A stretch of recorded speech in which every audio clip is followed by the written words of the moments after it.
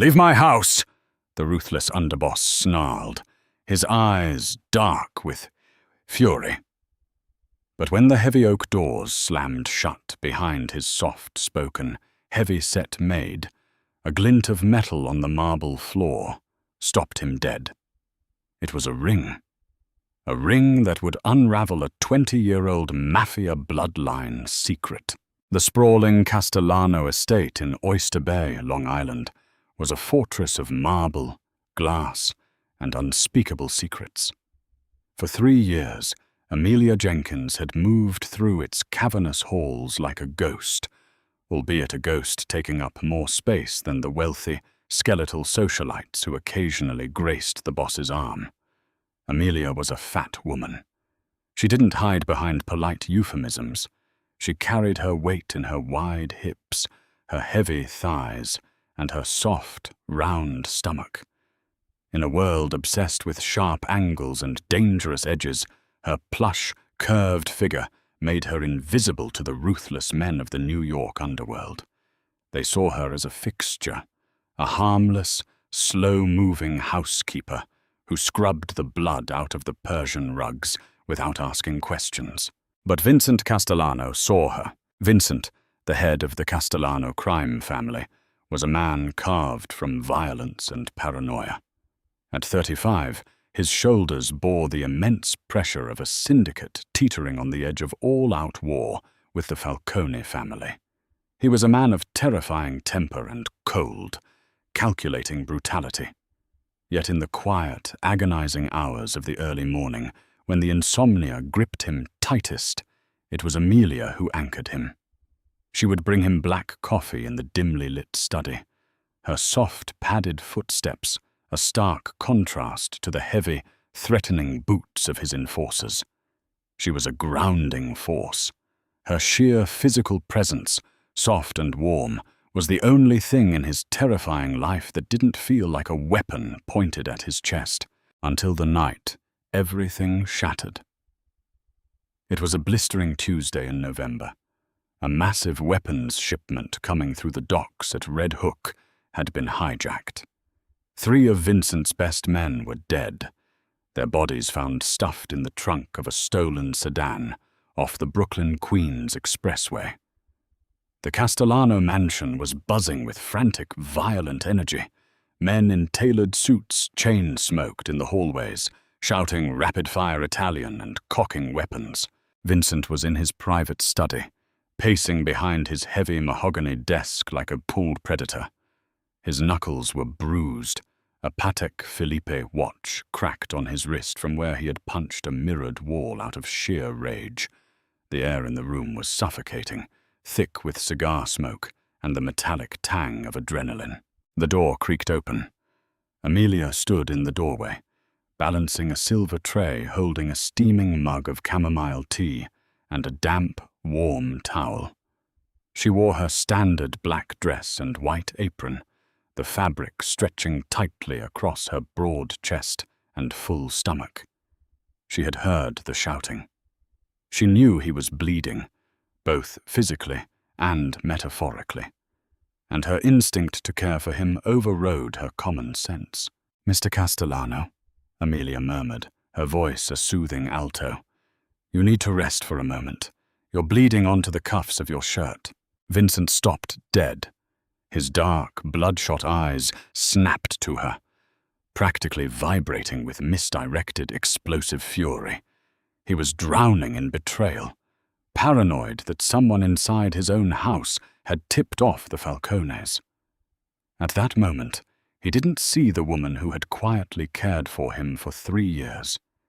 He saw an interruption. He saw vulnerability that he could not afford. "Who told you to come in here?"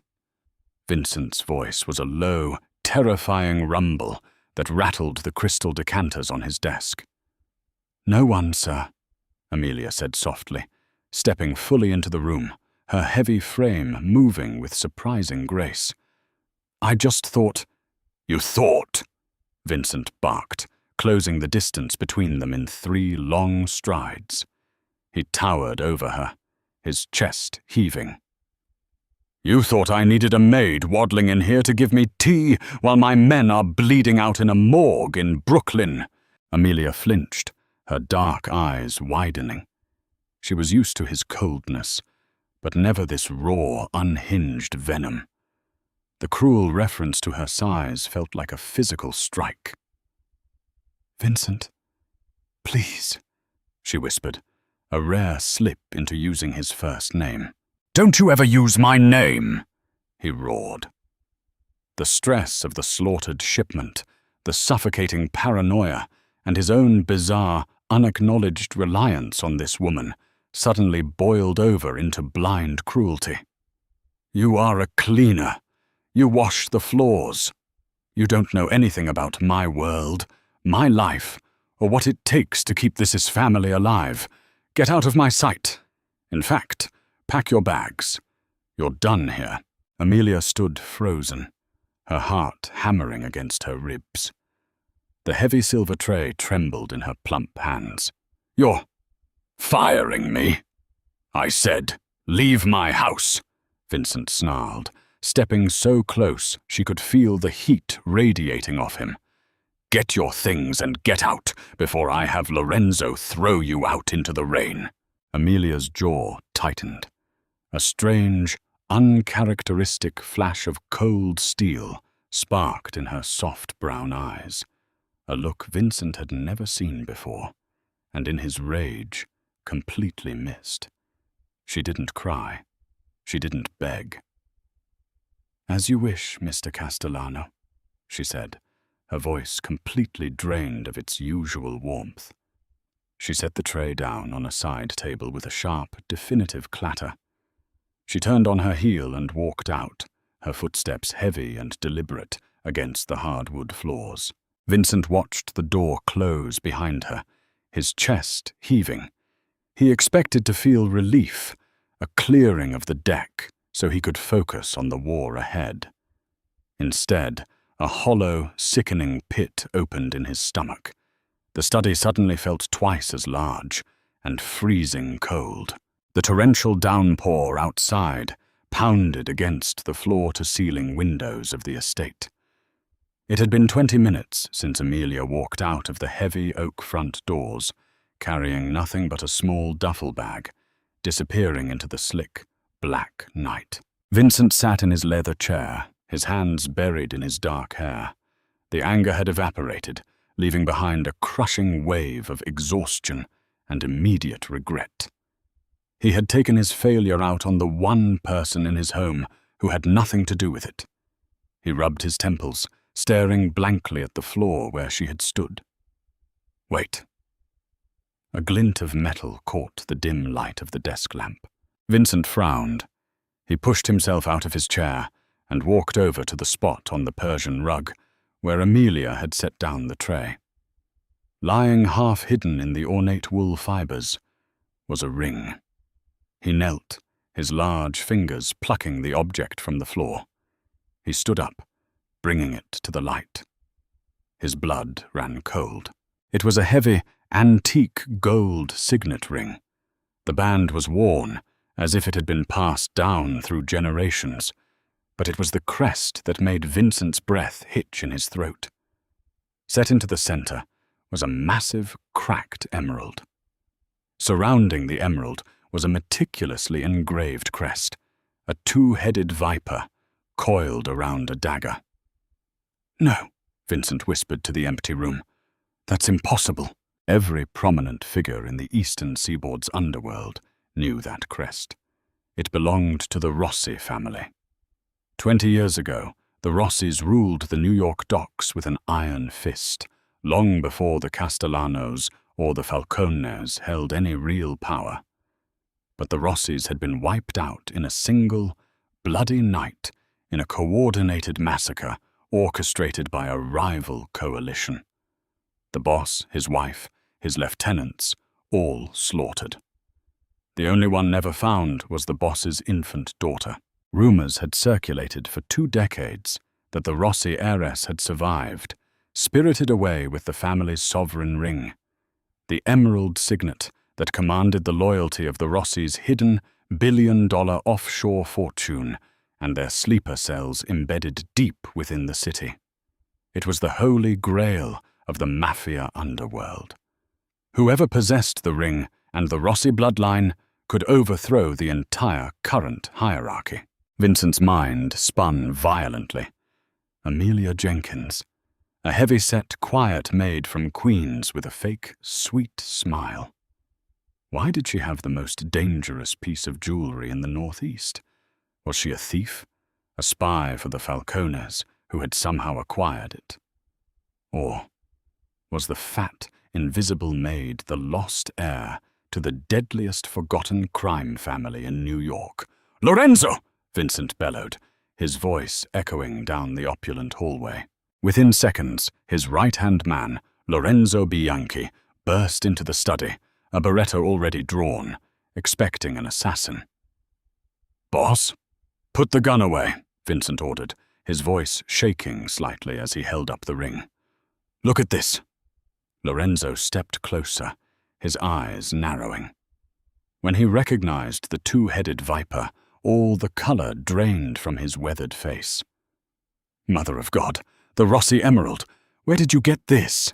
"Amelia dropped it," Vincent said, his jaw clenched so tight his teeth ached. "When I fired her 20 minutes ago." Lorenzo stared at his boss as if he had lost his mind. "The maid? The big girl? Boss, she's been making our beds for 3 years. Are you telling me we've had the Rossi ghost living in the West Wing this whole time?" "I don't know anything right now," Vincent snapped, pacing the room, the ring burning a hole in his palm. It all started making a sick, twisted sort of sense. Why she never complained. Why she kept her head down. Her size, her demeanor, it was the perfect camouflage. No one looks twice at a fat, subservient housekeeper. She was hiding in plain sight. Run a background check on her. A real one this time. Dig past the fake social security number she gave Human Resources. I want to know where she lived, who she talked to, everything. "I'll get Matteo on it," Lorenzo said, pulling out his encrypted phone. "What do you want to do about the girl?" "We find her," Vincent said, his eyes blazing with a mixture of terror, betrayal, and a sudden desperate possessiveness. "Before the Falcones find out who she really is. If they get their hands on her and that bloodline, they won't just take the Red Hook docks. They'll wipe us off the face of the earth." 30 minutes later, Vincent and Lorenzo were speeding down the Long Island Expressway in a bulletproof black SUV, the rain lashing against the windshield. Matteo had managed to bypass the encrypted firewalls on Amelia's employee file, tracing a secondary, hidden bank account to an address in Astoria, Queens. "She rented a basement apartment on Ditmars Boulevard," Lorenzo said from the driver's seat, gripping the steering wheel tightly. "Pays cash. Landlord thinks her name is Mary." "Drive faster," Vincent ordered, staring out the window into the black night. He thought about Amelia's soft hands, her warm smile, the way her heavy thighs brushed against the furniture when she navigated his study. Had it all been a calculated lie? Or was she just a terrified woman, running from a legacy of blood, using his dangerous household as the ultimate hiding spot? They arrived at the rusted iron gate of a dilapidated brownstone in Astoria. Vincent didn't wait for Lorenzo. He kicked the iron gate open, the hinges screaming in the wet night. He descended the concrete steps to the basement entrance and drew his weapon, kicking the wooden door with the heel of his heavy boot. It splintered instantly, crashing inward. Vincent stepped into the cramped, low-ceilinged apartment, his gun raised. The air smelled of vanilla and stale rain. He flicked on the light switch. The apartment was empty. But it wasn't just abandoned. It had been tossed. Drawers were ripped from their hinges. Cheap floral dresses and oversized sweaters were strewn across the linoleum floor. The mattress was slashed open.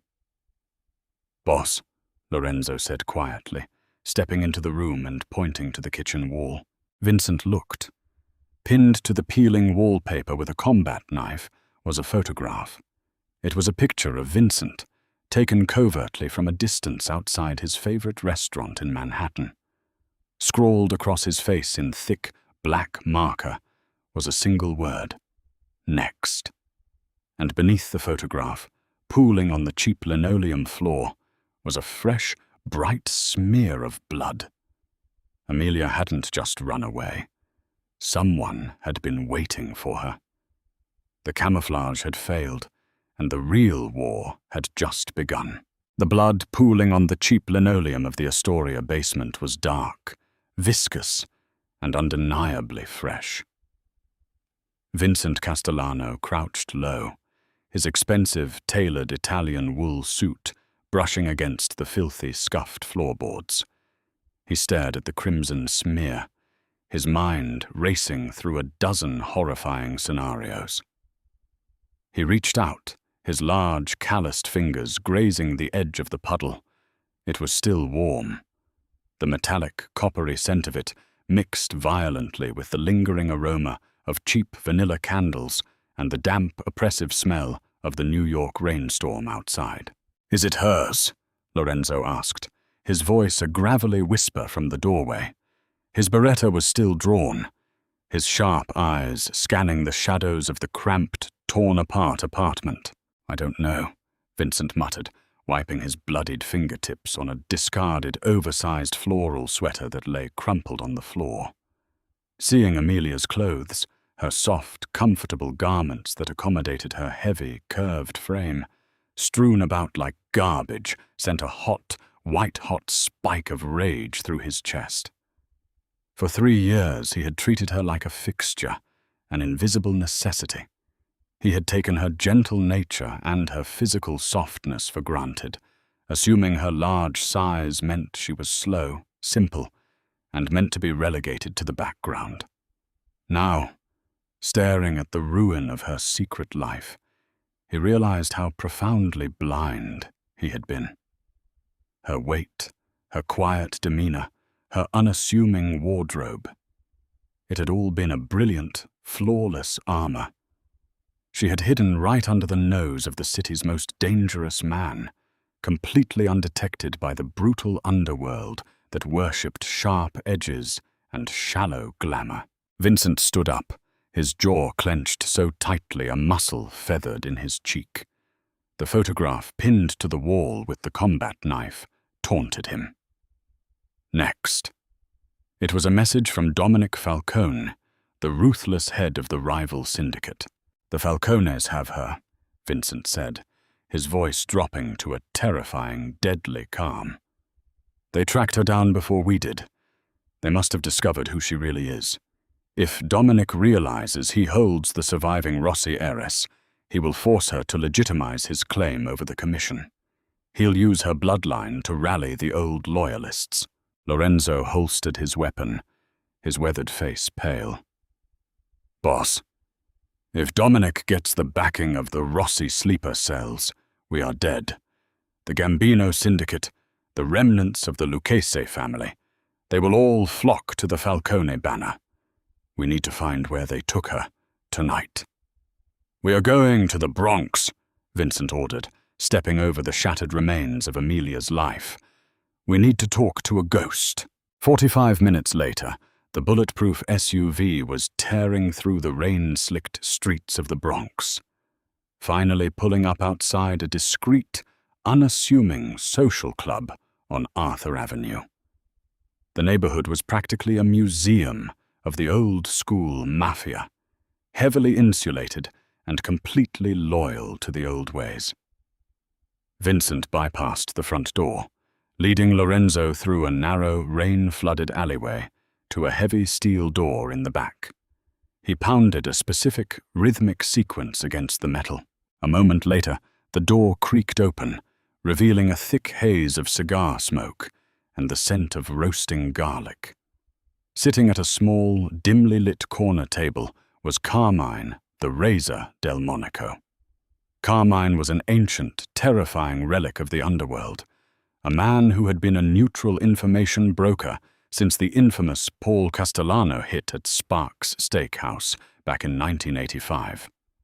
He knew everything about everyone, and more importantly, he remembered the night the Rossi family fell. Vincent didn't bother with pleasantries. He slid into the booth across from the old man, tossing the heavy emerald signet ring onto the scarred wooden table. The gem glinted menacingly in the low light. Carmine's rheumy eyes widened, his cigar freezing halfway to his mouth. "By the saints," the old man whispered, crossing himself with a trembling hand. "The Rossi viper. Where in God's name did you unearth this cursed thing, Vincent?"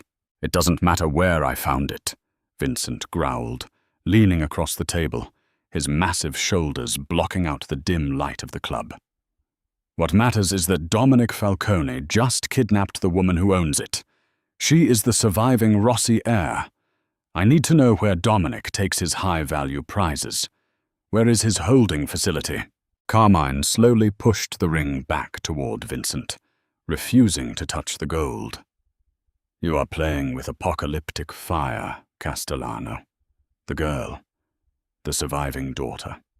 Rumors said she was hidden away in Queens, living a quiet life, wearing a disguise of mediocrity. If Falcone has her, he won't keep her in Manhattan. He'll take her somewhere insulated, somewhere